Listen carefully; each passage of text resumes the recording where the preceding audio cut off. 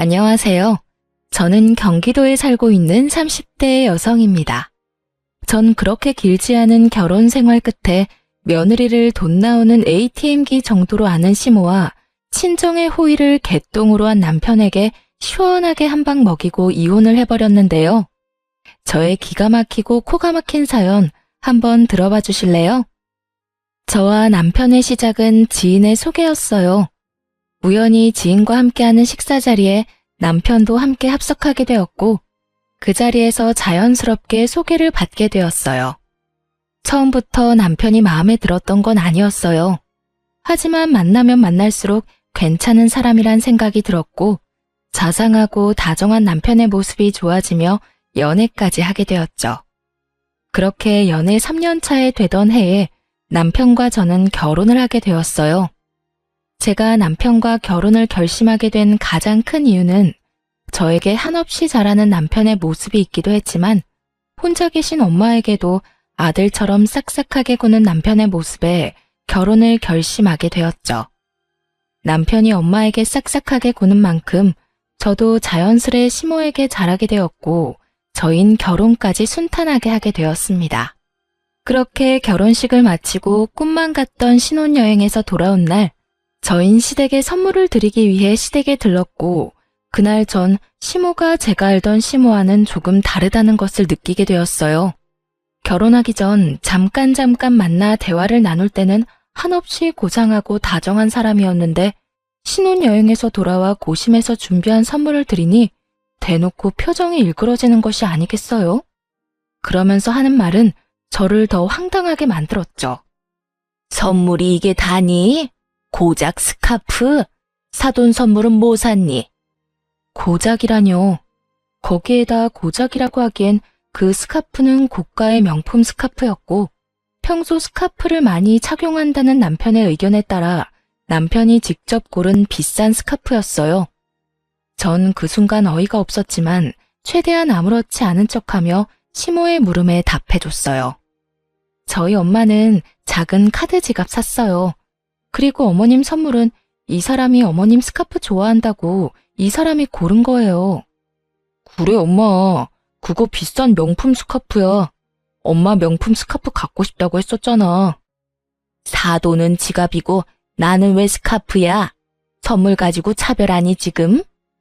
차별은 무슨. 엄마, 스카프가 지갑보다 더 비싸. 왜? 지갑으로 바꿔줄까? 엄마가 명품 스카프 갖고 싶다고 해서 나름 신경을 쓴 건데 지갑이 더 좋으면 지갑으로 다시 사줄게. 아니야. 이왕 사왔으니 잘 쓰마. 시모는 지갑보다 스카프가 더 비싸다는 말에 많이 당황한 듯 손사래를 치며 스카프를 야무지게도 챙기더군요. 그런 시모의 모습이 쉽게 이해가 되진 않았지만 그럴 수도 있다고 생각하려 애썼어요. 새 출발하는 좋은 날 괜한 불화를 만들고 싶지 않은 마음이 컸기 때문이죠. 거기에다 그 후에 이어진 식사 자리에선 시모는 다시 제가 알던 모습으로 돌아와 있었고 저는 그 문제를 깊이 생각하지 않고 넘기게 되었죠. 그렇게 시작한 결혼 생활은 생각했던 것보다 꽤 만족스러웠어요. 남편은 다정했고 시모는 저희의 생활에 무관심에 가까웠기에 가정에 불화가 생길 일이 전혀 없는 정도였습니다. 하지만 명절이라든지 생신날이 되면 시모가 과하게 용돈을 요구한다는 느낌을 지울 수가 없었어요. 그래도 좋은 게 좋은 거라고 형편껏 다 맞춰드리려고 노력했는데 생일을 얼마 앞둔 어느 날 시모가 전화로 이런 말을 하더라고요. 예, 옆집 며느리는 생일 때 갖고 싶은 거 마음껏 사라고 아예 카드를 줬다고 하더라. 얼마나 자랑하는지. 내 생일 얼마 안 남은 거 알지? 뭐 부담 주려는 건 아닌데 그냥 그렇다고. 이 정도면 그냥 무조건 카드를 내놓으라는 말과 다름이 없었고 저는 머리가 지끈하고 아파져 오더군요. 시모는 이런 말을 꼭 저에게만 했고 그렇다고 해서 명절 때 제가 드린 용돈이 적지 않은데 이번엔 아예 카드를 대놓고 요구하니 곤란한 건 사실이었어요. 1년에 한 번뿐인 생일날 카드 정도야 줄 수 있다고 생각하시는 분들도 계실 텐데 제가 그때까지 경험한 시모는 카드를 줬다간 카드를 준 제 손목을 분질러버리고 싶을 정도로 생각 없이 쓸 것이 분명했기에 선뜻 손이 나가지 않더군요. 특히나 제 돈에 대해서는 경제관념이 아예 없는 사람처럼 군 적이 한두 번이 아니었기에 그 고민은 더욱 컸어요. 그래서 전 결국 남편과 상의하기로 했죠. 여보, 곧 어머님 생신인 거 알지? 왜? 갖고 싶은 거 있으시대? 그게 옆집 아줌마네 며느리가 생일 선물로 갖고 싶은 거 사라고 카드를 줬다고 하시더라고. 들어보니 어머님도 카드 받고 싶으신가 봐. 어떻게 하지? 그래? 어떻게 하긴 뭘 어떻게 해. 그냥 통 크게 카드 드려. 남편은 대수롭지 않게 말했고 전 그런 남편의 말에 참 어이가 없더라고요. 뭐? 아무리 그래도 카드를 어떻게 드려. 아무리 그래도 그건 좀 아닌 것 같아. 그깟 카드 좀 주면 어디가 덧나? 큰일이라도 난대? 우리 엄마 그렇게 생각 없는 사람 아니야. 아마 옆집 아줌마가 카드 받았다고 하니 본인도 며느리한테 카드 받았다고 자랑하고 싶어서 그러는 거지. 생각 없이 막 쓸 사람이 아니라고. 써도 얼마 쓰지도 않을 테니까 그냥 드려. 알겠어? 그래? 알겠어. 어쩌면 자신의 엄마를 몰라도 저렇게나 모르는지 화를 내며 호언장담하는 남편을 보며 어찌나 한심했던지 모릅니다. 제가 아무리 말해도 남편은 시모의 씀씀이를 받아들일 리 없었고 그랬기에 저는 일단 알겠다고 한 뒤 저희가 생활비 카드로 쓰는 남편의 카드를 시모에게 주었어요. 남편의 말처럼 자랑 목적으로 카드를 달라고 했다면 다행이지만 저는 절대로 그렇게 생각하지 않았으니까요. 시모는 카드를 받고선 어린아이처럼 기뻐했고 그날 저녁 남편은 사색이 된 얼굴로 집으로 돌아오더군요. 사색이 된 남편은 저를 보자마자 다짜고짜 화를 내기 시작했어요. 당신 생활비 카드로 백화점에서 쇼핑을 이렇게 하는 여자가 어디 있어? 이게 다 얼마야? 뭘 얼마만큼 산 거야 도대체? 무슨 말이야 그게? 내가 무슨 쇼핑을 해? 발뺌하는 거야? 참나, 이거 좀 봐봐. 이거 당신이 다 쓴 거잖아. 저의 물음에 남편은 씩씩거리며 승인 문자들을 보여주며 여전히 화를 내고 있었어요. 승인 내역을 보니 역시나 시모는 저의 예상대로 쇼핑을 아주 시원하게 했더라고요. 평소 남편 돈은 몰라도 제 돈은 어디 버튼이라도 누르면 나오는 돈으로 여기는 시모였기에 당연히 이런 상황을 예상했던 전 씩씩거리는 남편을 여유로운 표정으로 바라봤고 그 순간 다시 승인 문자가 울리더군요. 한식당에서 뭘 얼마만큼 먹었는지 20만 원에 가까운 승인 문자가요. 이게 뭐야? 당신은 여기 있는데 왜 혹시 카드 잃어버렸어? 잃어버리긴 당신이 어머니한테 카드 주라며. 그래서 우리 생활비 카드 줬어. 뭐? 그럼 이게 다 엄마가 쓴 거란 말이야? 내가 아니라 어머님이 다 쓰신 거야. 하루 종일 아주 야무지게도 쓰셨네. 이게 다 얼마야? 그 순간 일그러진 남편의 얼굴에서 할 말이 참 많아 보였지만 자신이 한 말이 있어서인지 남편은 아무 말도 하지 못한 채 방으로 들어가 버리더군요. 전 그런 남편과 시간차를 두고 뒤따라 들어갔고 남편은 안방에 딸린 화장실에서 통화 중인 듯 했어요.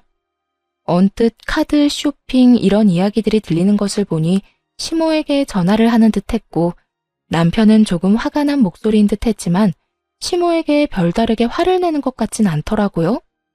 뭐 어떻게 화를 내겠어요. 자기 엄마가 생일날 며느리 카드인 줄 알고 신나게 쇼핑했는데 그거 가지고 크게 화를 내기에도 모호한 상황이니 그저 속만 끓을 뿐이었겠죠. 그렇게 통화를 끝낸 남편은 잠이 들 때까지 말 한마디 걸지 않았고 저 역시 그런 남편을 그냥 내버려 두었어요. 다음날 회사에 출근해서 일을 하고 있으니 화가 잔뜩 난 시모에게서 전화가 오더군요. 얘, 너 진짜 애가 왜 그러니? 내가 네 카드 달라고 했지 언제 내 아들 카드 달라고 했어? 아, 그거요. 어머님이 저번에 카드 달라고 한 거 그 애한테 말했더니 형식상 옆집에 자랑하고 싶어서 카드를 달라고 했을 거다. 절대로 생각 없이 막 쓰실 분이 아니다. 라고 하길래요. 그렇다면 아무 카드나 상관없다 싶어서 생활비 카드로 드린 건데 무슨 문제가 있나요? 아무것도 모르는 척 낭창하게 답하는 제 대답에 시모는 할 말을 잃은 듯 거친 숨소리만 들리더군요. 저는 거기에서 멈추지 않고 정말로 아무것도 몰라서 묻는다는 듯 말을 이어나갔어요. 설마 어머님 막 쓰신 건 아니죠? 그이가 어머님은 그렇게 몰상식하게 자식들 카드로 사치 부리는 사람이 절대 아니라고 저한테 호언장담했거든요. 그럴 리가 있니? 그냥 물어본 거다.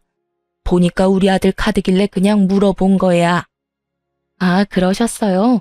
그래서 어머님도 옆집 아주머니께 자랑 좀 하셨어요? 그래. 아주 실컷 자랑했어. 그럼 끊으마. 시모는 짜증 가득한 목소리로 전화를 끊어버렸고, 이로써 저는 시모가 제 생각과는 전혀 다른 사람이란 걸 확실하게 알게 되며 시모와 거리를 두며 지내게 되었어요. 시모와 거리를 두고 지내니 남편과의 관계도 나빠질 일이 없었고 나름 화목한 하루하루를 보내고 있었죠. 그러던 어느 날 전 하루 연차를 내고 친정에서 시간을 보내기로 했고 엄마와 밥도 먹고 오랜만에 휴식을 취하며 엄마가 휴대전화에 깔아달라고 했던 앱들을 깔고 있었어요. 그런데 그때 입금 알림이 울렸고 그 순간 제 두 눈을 의심하고 말았죠. 남편 이름으로 입금된 금액 5만 원. 참 경악스럽더라고요. 그 당시 저와 남편은 매달은 부담스러워 드리지 못하고 3개월에 한 번씩 양가 부모님께 용돈을 드리고 있었어요. 친정은 남편이, 시댁은 제가 드리고 있었는데 암묵적으로 정해진 금액이 30만 원에서 50만 원이었던 터라 저는 그렇게 드리고 있었는데 남편은 달랑 5만 원이라니 황당할 수밖에요. 전 그 자리에서 그간 입금 알림 문자들을 살펴보았고 남편 역시 처음엔 저와 비슷하게 보내다가 지난 1년 가까이는 5만 원을 보냈더군요. 5만 원이라니 저희 엄마를 무시하는 것도 정도가 있지. 이 정도면 그냥 보내지 않는 것이 더 낫지 않나요? 아무리 형편에 맞게 드리는 용돈으로 성의 표시라도 한다는 것이라지만 몇 달 뒤에 있는 자기 부모님 결혼기념일 기념으로 해외여행을 보내드린다고 큰 돈을 들여 비행기 티켓부터 숙소까지 예약했다는 것을 뻔히 아는 상황이라 더욱 화가 나더군요. 전 괜히 엄마까지 신경 쓰이게 하고 싶지 않아 아무런 티를 내지 않고 시간을 보내다 집으로 돌아왔어요. 부글부글 끓는 마음을 안고 남편을 기다렸죠. 퇴근한 남편이 돌아오자 저는 현관문에서부터 남편에게 따져 물었죠. 당신 진짜 너무한 거 아니야? 다짜고짜 너무하다니 무슨 말이야? 알아들을 수 있게 말해줘야지. 나 다 알고 있어. 당신 근 1년 동안 우리 엄마한테 용돈 5만 원씩 보냈더라. 우리 엄마가 거지야? 5만 원이 없을까봐? 그럴 거면 차라리 보내지 말았어야지. 난 매번 당신 집에 적을 땐 30만 원, 많을 땐 50만 원씩 드리는 거 뻔히 알면서 뭐 5만 원? 지금 장난해? 우리 집이 그렇게나 만만하게 보였어? 애초에 양갓집에 3달에 한 번씩 용돈 주자는 사람도 당신이었잖아. 이러려고 용돈 주자고 했어? 아니 그게 아니라 당신도 알잖아. 우리 엄마가 그때 생활비 카드로 쇼핑도 과하게 하기도 했고 이번에 부모님 결혼기념일에 여행 보내드린다고 돈도 많이 쓰기도 해서 여유가 없었어. 그걸 말이라고 해? 그럴 거면 아예 보내질 말든가 나한테 말하든가 했어야지. 애들 용돈 주는 것도 아니고 3달에 한 번, 그것도 당신이 그렇게 하자고 해서 드리는 용돈인데 그걸 딸랑 5만 원을 보내는 게 말이 된다고 생각해? 그리고 당신이 5만 원씩 보내기 시작한 게 1년이 다 돼가던데 그걸 변명이라고 하고 있는 거야? 지난 1년 동안 그렇게 힘든데 최근에 당신 부모님 해외여행 보내드릴 생각은 어떻게 했어? 다 말이 안 되잖아. 미안해. 이리저리 좀 힘들어서 그랬어. 내가 힘들다고 안 보내기엔 장모님이 기다릴 것 같아서. 그래도 5만 원은 아니었는데 미안해. 한 가지 확실하게 말할 수 있는 건 장모님을 무시한다거나 그런 건 전혀 아니었어. 난 장모님도 아무 말씀 안 하시니까 지레짐작으로 괜찮으신가 보다 하고 안일하게 생각했어. 정말 미안. 그런데 어떻게 알았어? 혹시 장모님이 말씀하셨어? 우리 엄마가 그런 말을 했겠어? 그런 말을 할 거였으면 당신이 5만 원도 용돈이라고 처음 보냈을 때 당장 말했었겠지. 내가 오늘 친정 가서 엄마 휴대전화 정리해주다가 봤어. 내가 진짜 엄마 볼 면목이 없어서. 어쨌든 당신한테 정말 실망이야.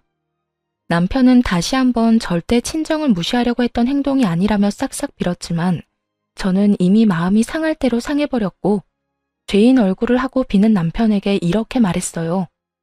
다 됐고 앞으로 각자 집은 각자 알아서 챙기자. 생신, 명절, 어버이날 그게 뭐든 다. 각자 집은 각자 알아서 챙기자는 말이야. 그리고 당신 한 번만 더 우리 엄마한테 이딴 식으로 대했다간 나 가만히 안 있을 테니까 그런 줄 알아. 알겠어. 정말 미안해. 남편은 그날 이후 저와 엄마에게 다시 잘하려는 모습을 보였고 전 그런 남편을 보며 이렇게 이혼하는 건 아니라는 생각에 마지막이라는 심정으로 남편을 받아들이려고 노력했어요. 그렇게 시간은 흘러 다시 용돈을 드리는 날이 다가오고 전 남편에게 통보했듯이 시댁이 아닌 친정으로 용돈을 붙여드렸어요. 하지만 이런 저와는 달리 남편은 시댁에 용돈을 주지 않은 듯했고 시모에게서 전화가 왔더라고요. 예, 너 왜 이번 달에는 용돈 안 주니? 혹시 잊었니? 넌 나이도 젊은 애가 그런 걸 잊고 그러니? 나 오늘 돈 쓸 때 있으니까 얼른 붙여주려무나.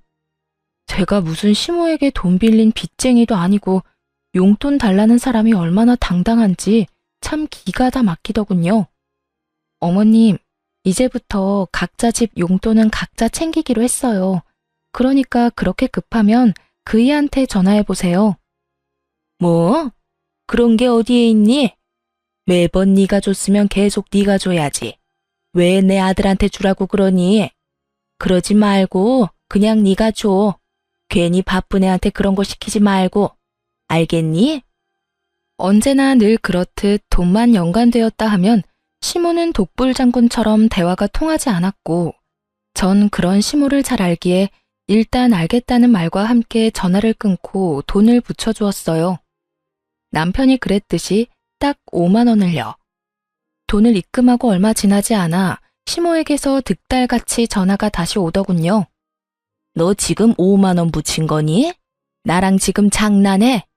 오냐 오냐 해줬더니 시험이 무서운 줄 모르고 날 무시해도 유분수지. 어디서 5만 원을 보내 5만 원을? 내가 무슨 거지인 줄 알아?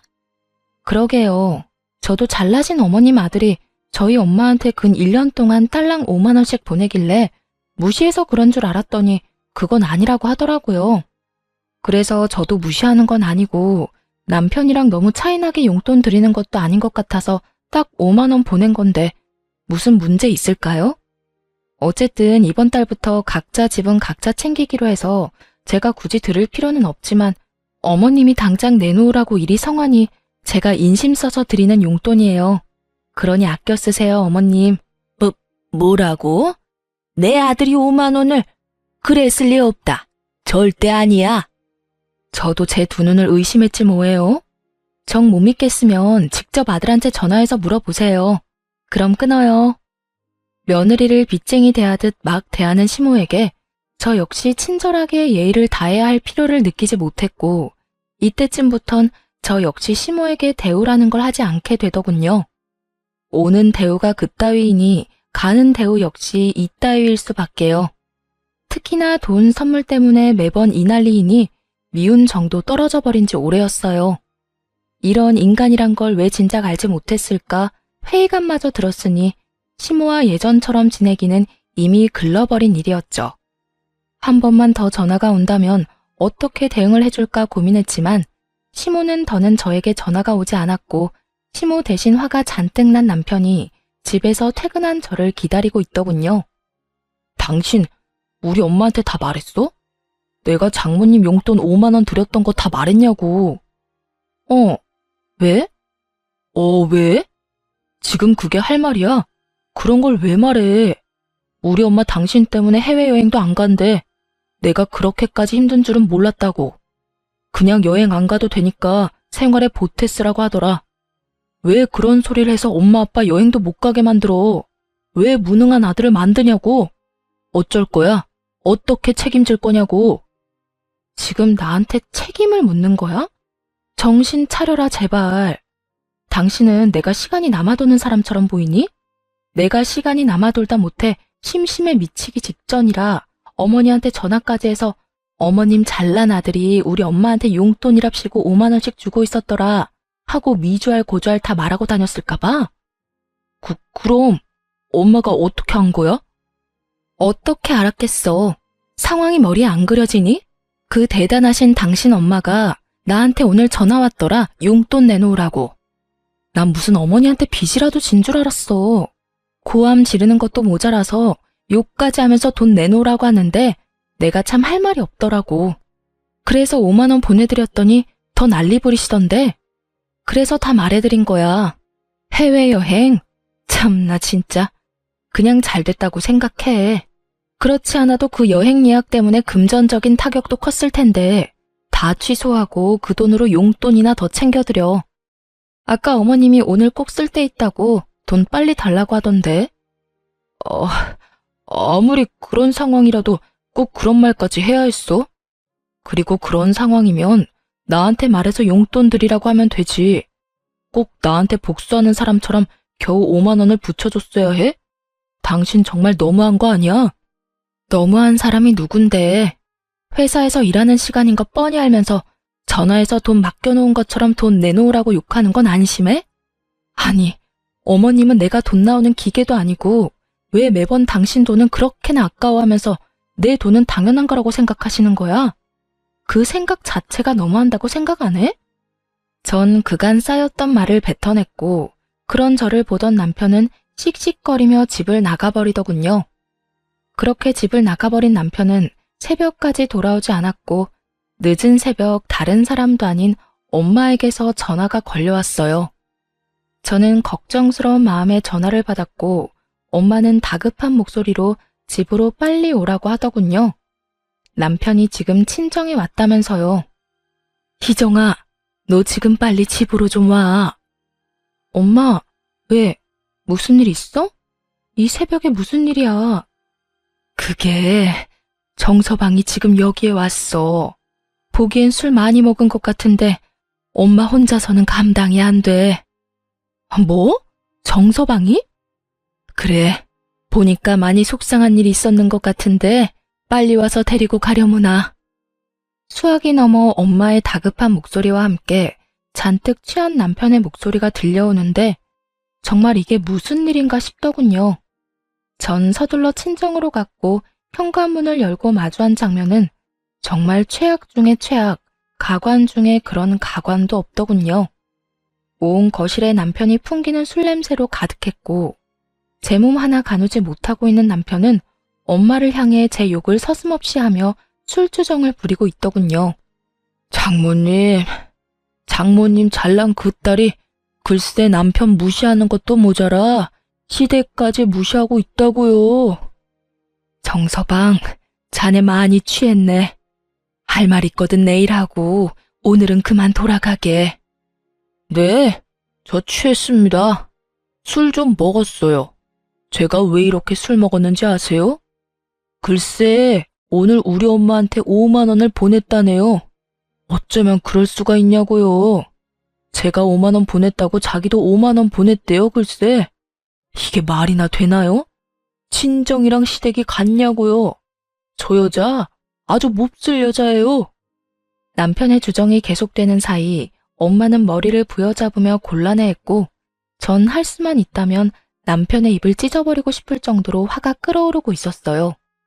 그야말로 남편이 개가 된 모습을 보는데 전 어떤 말도 섞고 싶지 않더라고요. 생각 같아선 버리고 집으로 돌아오고 싶었지만 그럴 순 없는 노릇이기에 끊임없이 주정을 늘어놓는 남편을 끌고 집으로 돌아왔어요. 그 후 남편과는 말도 섞지 않으며 이혼하기로 결심을 굳혀가고 있었어요. 다음 날 술이 깬 남편은 저에게 어떤 사과의 말도 하지 않더라고요. 물론 친정에도 찾아가서 빌기는커녕 연락조차 하지 않은 듯했고 전 굳이 그런 인간을 붙잡고 당장 사과하라고 말하기도 싫어서 아무 말도 하지 않고 있었어요. 건성건성 시켜서 하는 사과 해봤자 뭐하며 받아봤자 뭐하겠어요? 반성도 없고 변하는 것도 없을 텐데요. 그렇게 저흰 돌이킬 수 없는 관계가 되어가고 있었습니다. 그러는 와중 시모의 생일은 다시 다가왔고 시모에게 전화가 왔더군요. 아가, 조금 있으면 내 생일인 건 알지? 네, 잘 알고 있어요. 그러면 다행이고, 이번 생일 땐 선물이나 용돈은 됐고 생일상 좀 차리거라. 집에서 친한 지인들 불러서 간단하게 밥이나 함께하고 넘어가려고. 이번 주 주말에 한 10명 정도 오기로 했으니까 그런 줄 알고, 좋아하는 음식들이 다 다르니까 꼭 챙겨야 하는 음식은 따로 문자로 보내주마. 아, 간단하게 10명이요? 이번 주말이고요? 그래. 그리고 생일 선물이나 용돈은 필요 없긴 하지만 정 네가 챙기고 싶으면 챙겨도 되니까 그렇게 알고. 그러면 주말에 보자. 이쯤 되니 화도 나지 않았고 어쩜 저런 생각을 다 해낼까 싶어 아낌없는 찬사마저 나오더군요. 제가 전화를 끊고 헛웃음을 뱉어내고 있으니 그런 저를 보던 남편이 무슨 일이냐고 물어왔고 전 남편에게 알려주었어요. 왜? 무슨 일이길래 그렇게 웃어? 우리 엄마 아니야? 맞아. 곧 어머님 생신이잖아. 이번엔 간단하게 지인분들 불러서 생신하고 싶다네. 간단하게 한 10명 부를 테니까 와서 상 차리라고. 10명이 간단하게가 맞는 거야? 당신 생각은 어때? 생신상? 그게 왜? 그리고 10명이면 간단한 거지. 옛날에는 동네 잔치도 하고 그랬어. 그 정도는 며느리로서 당연히 해야 할 도리 아니야? 이러니 저러니 군말하지 말고 생신상이나 제대로 준비해. 엄마 친구분들도 많이 오신다고 하니까 엄마 망신당하지 않게 제대로 솜씨 발휘해보란 말이야. 언제는 자기 부모 생신인데 왜 저보고 그런 고생을 하냐며 자기 부모 생신 땐 자신이 미역국부터 해서 다 준비할 테니 신경도 쓰지 말라던 남편은 어느새 저런 골빈말이나 뱉어내는 놈으로 변해 있더군요.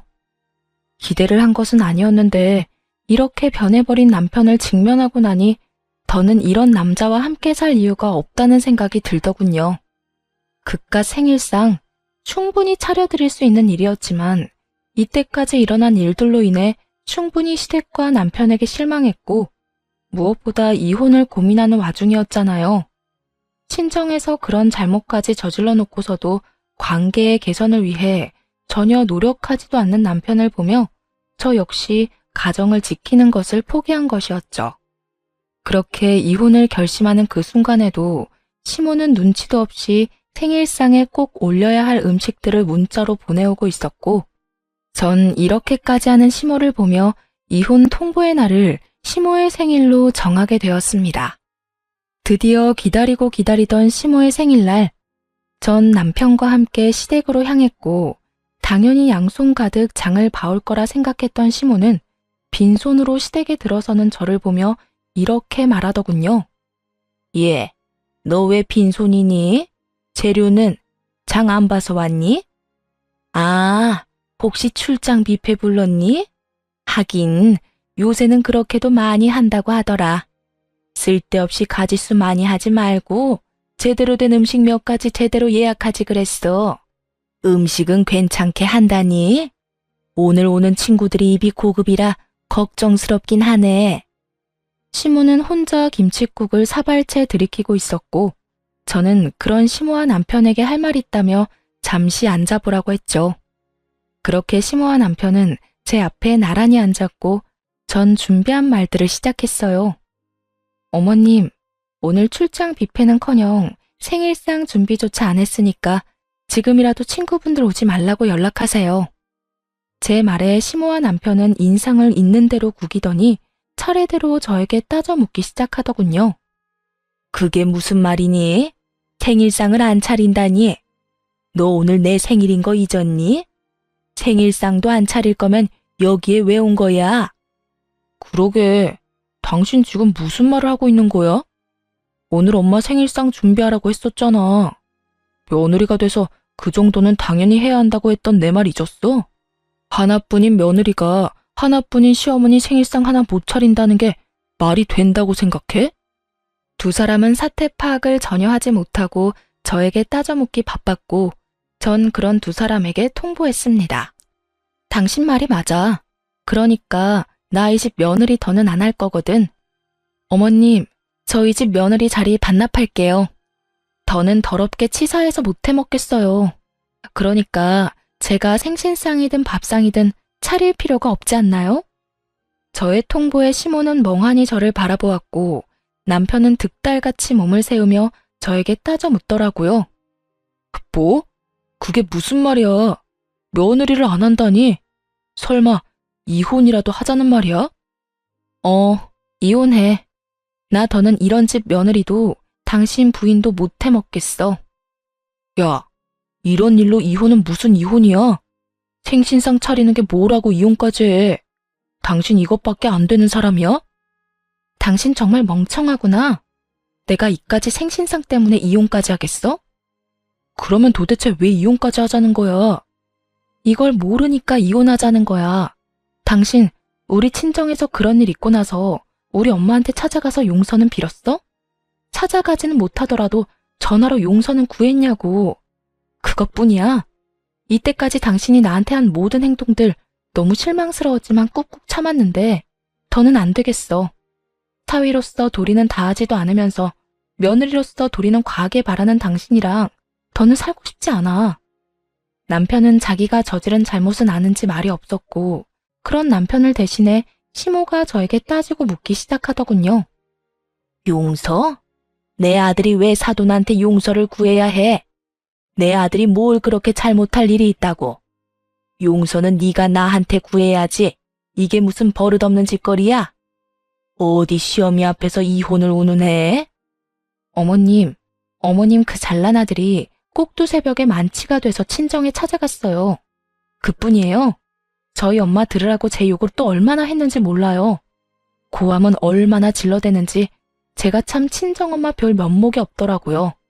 그런데 그 잘난 어머님 아들이 그런 사고를 쳐놓고 저희 엄마한테 이날 이때껏 연락 한 통 안 하고 있지 뭐예요? 그러니 제가 눈이 돌겠어요? 안 돌겠어요? 그러니 제가 어머님 생신상이나 차리고 있고 싶겠어요? 언성을 높이는 시모와 그런 시모에게 뒤지지 않을 만큼 고함을 지르는 저. 그야말로 난리도 그런 난리가 없었습니다. 시모는 믿을 수 없다는 눈빛으로 남편을 쏘아보더니 이내 남편 놈을 운운하고 나서더군요. 남자가 술 많이 마시고 그러다 보면 그런 실수쯤은 다 하는 거야. 그런 걸 잘 감싸줘야 진정한 내주지. 어디 나서서 고개를 숙이라 말라 명령질이야. 큰일할 남자한테 함부로 아무 데서나 고개 숙이라고 하면 안 되는 거야. 그리고 사돈도 다 이해하실 거다. 아무렴 사위는 백년 손님인데 이해하고 말고. 정말 그 입에서 뱉어지는 한마디 한마디가 뭐 같아 말을 섞고 싶지도 않더군요. 저는 그런 시모에게 비웃음과 함께 이렇게 말해주었습니다. 어머님은 그렇게 잘 생각하시고요. 전 전혀 그렇게 생각하지 않으니 이혼하겠습니다. 제가 이혼하고 어머님 아들 다시 그 잘나신 품에 돌려드릴 테니 이혼하거든 앞으로도 쭉 그런 아들로 그렇게 잘 키워보세요. 아마 그런 식으론 제 혼은 죽었다 깨도 힘들 테니 쭉 끼고 한평생 잘 사시면 돼요. 이 인연이 말이면 단줄 아나 어디서 그딴 막말을 해? 막말은 무슨? 진심인데요. 잘 생각해 보세요. 재혼을 한다 한들 어떤 여자가 버티고 살겠어요? 그러니까 저처럼 남의 집 귀한 자식 인생 망치지 말고 그냥 어머님 품에 쭉 끼고 사세요. 시모는 제 말에 화가 잔뜩 났는지 몸을 부들부들 떨며 제 뺨을 때려버리더군요. 한 대 맞을 각오는 했던 터라 놀랍지도 않더군요. 저는 시모에게 맞자마자 놀란 눈으로 상황을 지켜보는 남편에게 다가갔고 그대로 남편의 뺨을 때려버렸어요. 제가 남편의 뺨을 있는 힘껏 때려버리자 시모는 악소리를 지르며 저에게 달려들더군요. 내 인연! 어디서 내 아들을 때려? 네가 뭔데? 니까짓 게 뭔데 내 눈앞에서 내 아들을 때려? 오늘이 네 제삿날인 줄 알아. 내가 더 가만히 둘 것 같아? 전 악다구니를 쓰며 달려드는 시모의 팔을 붙잡아 내팽개치며 이렇게 말했어요. 제가 한 대 맞아들이니까 힘으로 저를 이길 수 있을 거라고 생각했어요? 예의상 한 대 맞아들인 거고 더는 남아있는 예의가 없어요. 그러니까 다신 제 몸에 손대지 마세요. 시모는 남편의 옆으로 고꾸라졌고 전 그런 두 사람에게 이렇게 말했어요. 이젠 정말 이혼밖에 없어. 그러니까 조용히 이혼해. 구질구질하게 굴지 말고. 저를 죽일 듯이 노려보는 시모와 망연자실한 남편놈을 뒤로 한 채 저는 현관문을 열었고 현관문 앞은 언제 온 것인지 시모의 친구들이 줄지어 현관에 귀를 대고 있더군요. 언제 온 것인지 확실히 알 순 없었지만 한 가지 확실히 알겠는 건 저희의 다툼을 모두 들었다는 것이었어요. 저마다 표정이 놀람과 호기심 그리고 경악으로 눈을 반짝이고 있었거든요. 전 그런 구경꾼들을 위해 현관문을 닫지 않고 들어가 보라고 했고 그 열린 문틈으로 시모의 한탄이 들어오더군요. 이놈아, 어쩌다 그런 짓까지 했어? 술을 마시려거든 곱게 마셔야지. 어쩌다 사돈집까지 찾아가서 그딴 주정을 부렸냐고. 그리고 그딴 짓을 했으면 당장 다음 날이라도 찾아가서 용서를 구했어야지. 뭘 잘했다고 고개 빳빳이 들고 그러고 있어? 네가 사돈 용돈으로 5만 원 줬다고 할 때도 내가 기가 막혔는데 뭐? 술주정?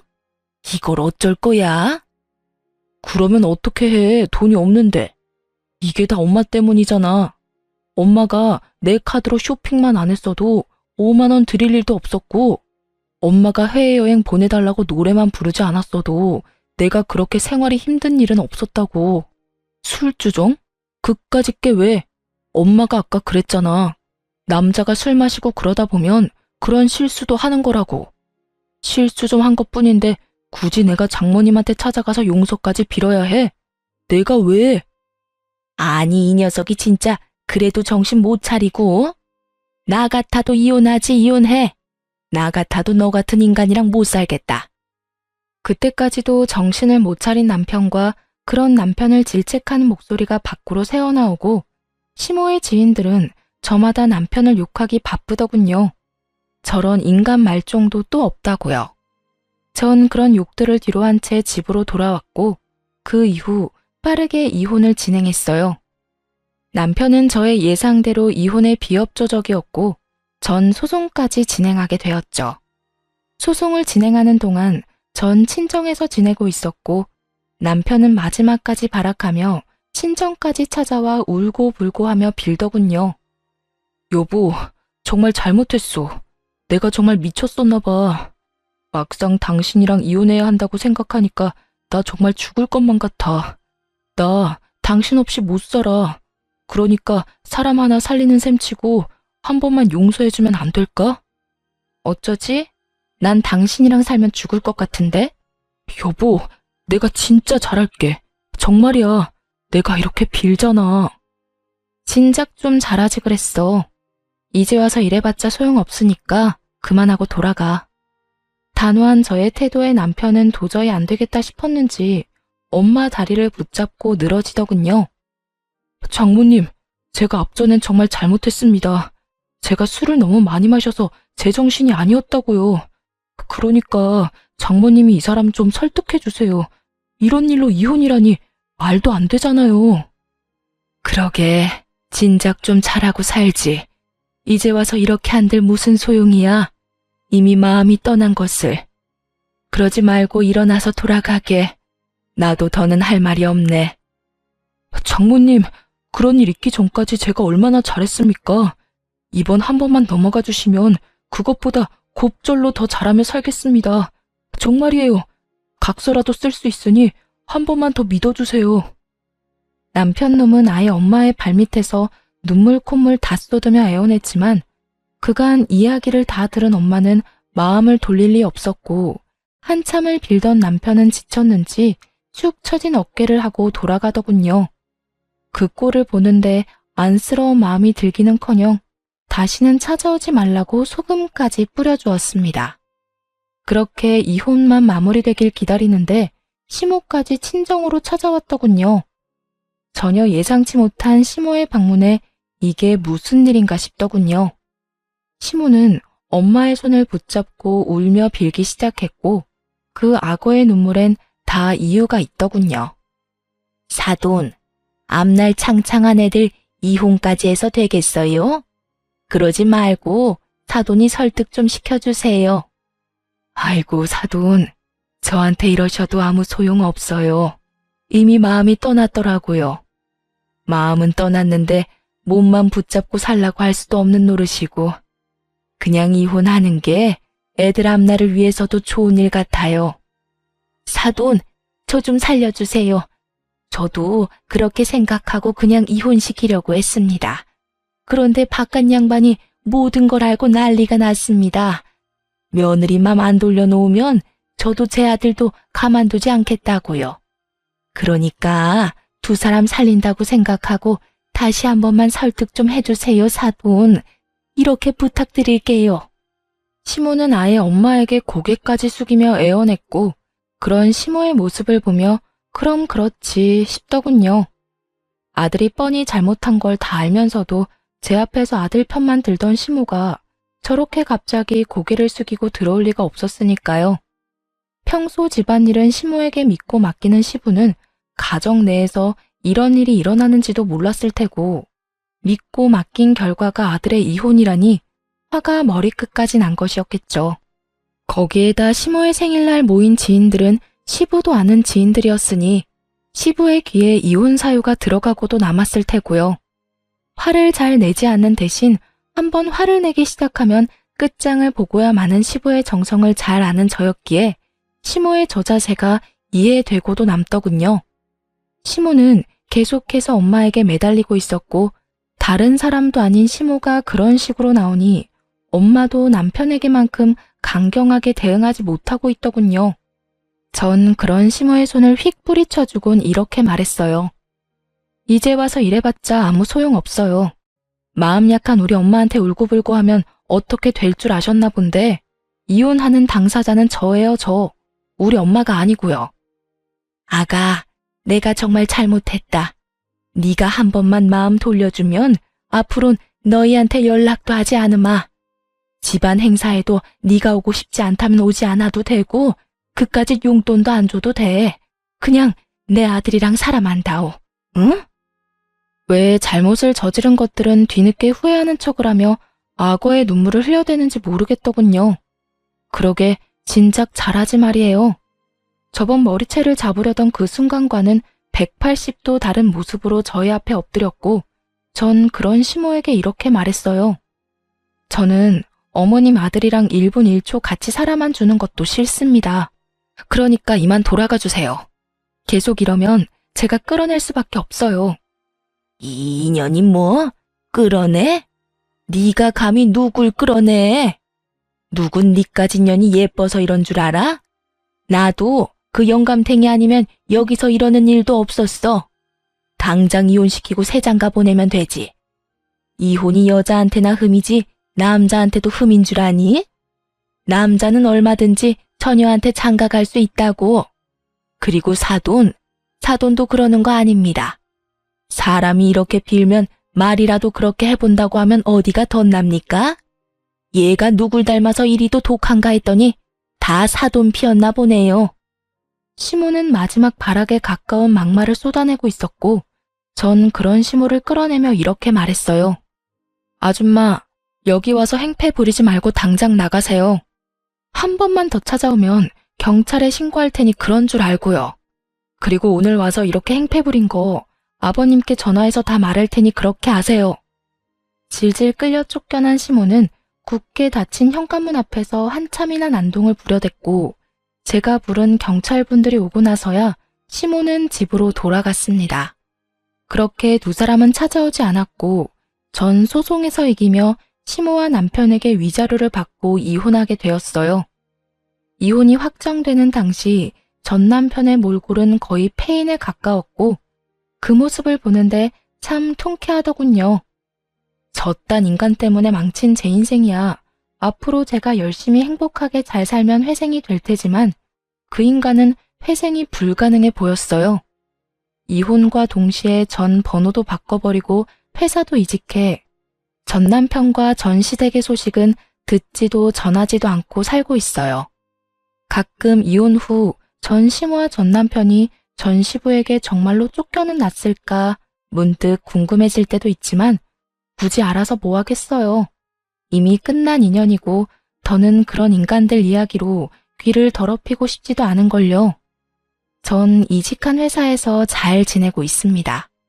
그 지옥 같은 결혼 생활에서 탈출한 지도 5년이란 시간이 다 되어가고 현재는 남자친구도 있어요. 제가 이혼한 지 3년이 지났을 때 회사에서 만난 남자로 제가 언제나 늘 최고고 제일 예쁘다고 해주는 제 눈엔 세상 누구보다 멋진 남자예요. 한번 크게 대인 상처가 있어서 그런지 아직까지 결혼 생각은 없긴 하지만 사람 일은 또 모르는 일이지 않나요? 그래서 무조건 아니다, 안 된다 생각하지 않고 마음을 열고 천천히 알아보려고요. 이로써 저의 긴 사연도 끝이 났어요. 어떠셨나요? 답답하신 분들도 통쾌하다 하신 분들도 계셨을 것 같아요. 결혼 생활을 시작할 당시 전 남편을 위해서라도 시댁과의 관계를 원만하게 유지하고 싶었고 그랬기에 더욱 그러려니 하며 노력하고 살았습니다. 하지만 시간이 지나 지금 생각해보니 제가 잘못 생각했던 것 같아요. 아닌 건 아니고 옳은 건 옳은 건데 말이죠. 혹시나 저처럼 시댁의 과한 요구에도 가정을 지키기 위해 참고 인내하며 사시는 모든 아내분들, 부디 우리 할 말은 적당히 하고 살아요. 그러면 저는 이만 물러가 볼게요. 긴 시간 함께 해주셔서 너무 감사합니다. 다들 행복하세요.